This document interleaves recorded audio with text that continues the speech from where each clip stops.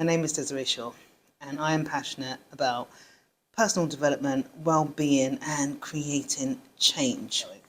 I started my career. I started my career about over 20 years ago in schools. I worked as a drama social skills coach combined with the English curriculum in primary schools. So basically, what I did was I supported the development of interpersonal skills, working together, and parts of English language taught along the curriculum in primary school. So I'd help the teachers develop the framework of the learning of English so that it was more it was a bit more dynamic and interchangeable around conversation and understanding language, and working with children to speak up and voice their views and debate and organise their thoughts. I moved very quickly into working with behaviour, and there I started to notice things such as which went probably undiagnosed or unnoticed by the schools, or issues with their behaviour turned out to be more neurodiverse issues such as ADHD and ASD. So then I started to work specifically alongside children who were struggling based on either undiagnosed neurodiverse issues, or diagnosed but unclear as how to treat. And they were in mainstream schools and unable to really connect or understand what was going on. So there was a lot of an emotional, social disconnect. At that point, I decided to retrain. So my training was based in drama, and I did a bit of theatre and stuff like that. So then I retrained and I became an accredited counsellor, and registered, and I started training and understanding counselling and psychodynamics and Gestalt and Jung. And I started working with children who weren't able to really understand how they felt, so mixing my counselling skills with my drama skills and the ability to help people build their confidence. And then from there, I specifically just worked with children who were struggling and had been expelled from school, and we later on find out that there was neurodiverse issues such as ASD, ADHD, and other challenges that were not yet available for understanding.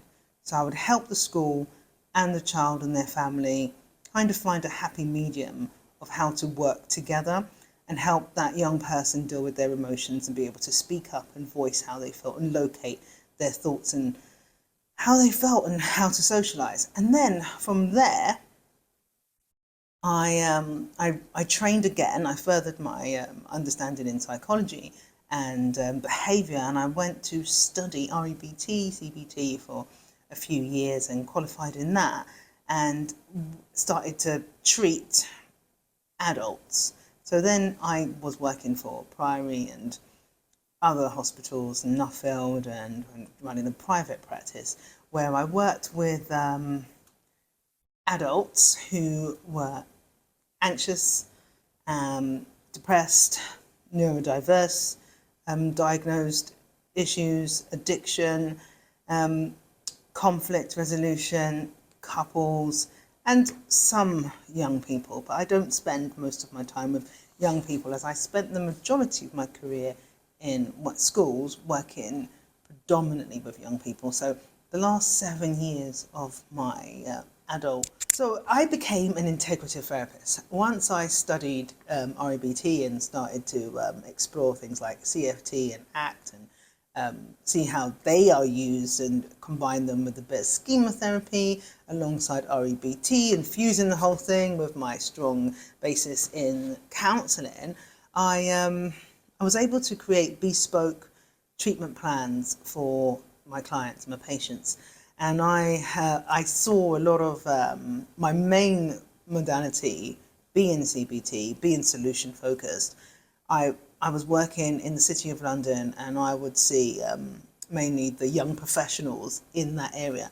I say young professionals, it was all the professionals really, because just pre-pandemic, mental health was being anxiety and therefore being referred into the clinic, and I would see and treat and support and help make change. When I birthed my mission statement, changing the world one thought at a time and making therapy accessible. One of the things I recognised was that therapy seemed to be this distant thing for many people. Many people saw the therapist as being a particular type and kind, and often that would be a real disconnect between the client and the person that we're dealing with in this modern day, and the way that we viewed therapists. The way I viewed therapists years ago was very different to how I am as a therapist, and that was one of the reasons why making therapy accessible was important, because lots of people found that they didn't want to do therapy because they thought they would come across a particular type of person that wouldn't understand them. So being accessible was a part of being able to connect and be social and integrate and understand and be available for somebody who would not normally put themselves in the position to have therapy for fear of what could transpire from therapy.